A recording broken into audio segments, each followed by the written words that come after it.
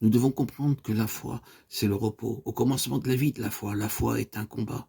Mais aussi longtemps que la foi est un combat, la foi n'a pas atteint sa force. C'est seulement quand la foi, luttant, parvient au bout d'elle-même et se jette dans les bras de Dieu et se repose en lui, c'est seulement alors que viennent la joie et la victoire. Peut-être puis-je rendre ceci plus clair en vous racontant de quelle manière la convention de Keswick commença. Canon Battersby était depuis plus de 20 ans pasteur de l'église anglicane. C'était un homme d'une piété profonde, mais il n'avait pas le sentiment du repos de la foi et de la victoire sur le péché. Et souvent, il se sentait profondément triste à la pensée de ses défaillances, de ses échecs et de ses manquements.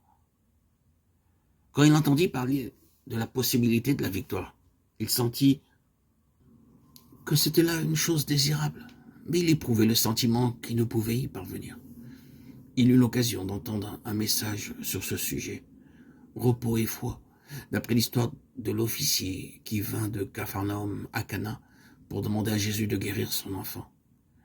Celui qui présentait ce message montrait que l'officier croyait que Jésus pouvait l'aider d'une façon générale, mais que c'était en grande partie pour expérimenter sa puissance qu'il était venu à lui. Il espérait que Christ lui viendrait en aide, mais il n'en avait pas la certitude. Or, qu'arriva-t-il?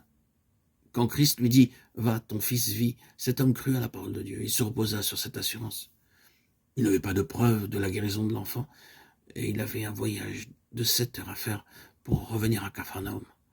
Sur le chemin du retour, il rencontra ses serviteurs qui venaient à sa rencontre, et il apprit que son enfant était mieux, que la fièvre l'avait quitté la veille.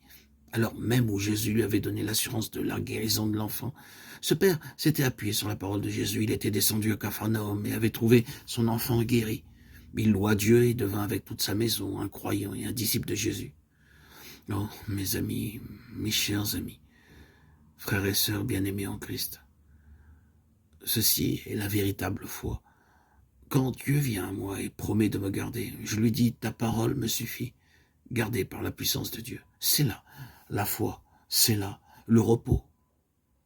Quand Canon Battersby eut entendu ce message, il retourna chez lui et cette nuit-là, il trouva le repos. Il s'appuya sur la parole de Jésus. Et le matin suivant, dans les rues d'Oxford, il dit à un ami, « J'ai trouvé, alléluia ». Puis, il alla le dire à d'autres et leur proposa d'organiser une convention chrétienne à Keswick, où lui et d'autres rendraient simplement témoignage de ce que Dieu avait fait. C'est une grande chose quand un homme en vient à se reposer sur la toute-puissance de Dieu à chaque instant de sa vie, en vue des tentations de toute nature qui peuvent l'assaillir. L'orgueil, la colère, le manque d'amour, le péché. C'est une grande chose de faire alliance avec le Dieu Tout-Puissant, en se basant non point sur ce qu'un homme peut dire, ni sur ce que mon cœur éprouve, mais sur la force de la parole de Dieu, gardée par la puissance de Dieu, par la foi. Oh, frères et sœurs bien-aimés en Christ, mes chers amis, disons à Dieu que nous allons le mettre à l'épreuve jusqu'au bout. Disons-lui, nous ne te demandons rien de plus que ce que tu peux donner, mais nous ne voulons rien de moins. Disons-lui, mon Dieu, fais que ma vie soit une preuve de ce que le Dieu Tout-Puissant peut faire, que nos âmes chaque jour soient dans cette double disposition, profonde impuissance, confiance enfantine.